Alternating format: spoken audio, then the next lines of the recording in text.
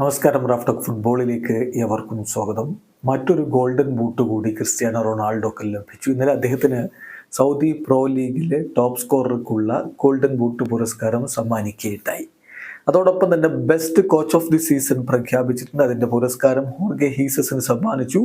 Goal keeper of the season പുരസ്കാരം യാസിൻ ബോനോക്ക് അദ്ദേഹത്തിന് golden glove സമ്മാനിച്ചു. ഏതായാലും ക്രിസ്ത്യാനോയുടെ കയ്യിലെ മറ്റൊരു ഗോൾഡൻ ബൂട്ട് കൂടി എത്തിയിരിക്കുകയാണ്. ഗോൾഡൻ ബൂട്ടുകളുടെ തമ്പുരാൻ എന്ന് വേണമെങ്കിൽ നമുക്ക് CR7 വിശേഷിപ്പിക്കാം. 4 വ്യത്യസ്ത രാജ്യങ്ങളിൽ പോയി അദ്ദേഹം ഗോൾഡൻ ബൂട്ട് നേടി. നോക്കുക, ലാലിഗയിലെ ഗോൾഡൻ ബൂട്ട് അദ്ദേഹം 3 തവണ സ്വന്തമാക്കി, പിച്ചിച്ചി ട്രോഫി.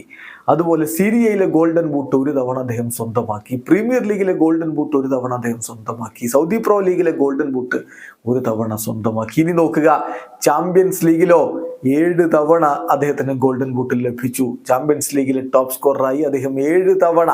അതോടൊപ്പം തന്നെ യൂറോ കപ്പിലെ യൂറോ ഗോൾഡൻ ബൂട്ട് അദ്ദേഹം 1 തവണ സ്വന്തമാക്കുകയുണ്ടായി. അങ്ങനെ ഗോൾഡൻ ബൂട്ടുകൾ വാരി കൂട്ടുന്നത് ഒരു സ്ഥിരം പരിപാടിയാക്കി മാറ്റിയ ക്രിസ്ത്യാനോ റൊണാൾഡോ വീണ്ടും ഒരു യൂറോ കപ്പിന് ബൂട്ട് കെട്ടാൻ ഒരുങ്ങുകയാണ്.